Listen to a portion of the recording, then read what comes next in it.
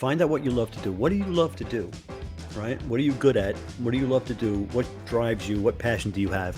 Like, are you the guy who loves to make Legos? Are you the guy who likes to do woodworking, or paint pictures? Or what is it that you like to do? Or maybe you like to do sewing or crafts, or whatever it is you like to do.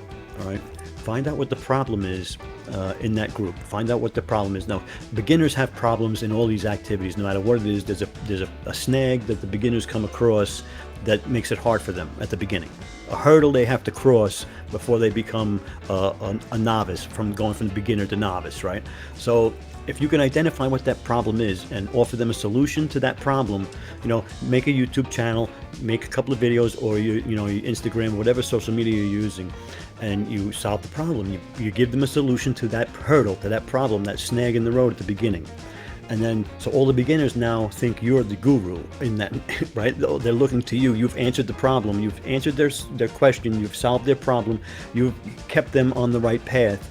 So now they're looking to you. Next time they have a question, they're going to go to you. You're the influencer. You're the authority in that niche, right? And that's how you do it. You solve their problem, right? You're a problem solver. That's what you got to be. If you want to be a content creator, if you want to be an influencer, if you want to be an influencer over people, you have to be a problem solver. What problem are you solving? What problem are you solving? That's the question. What problem are you solving?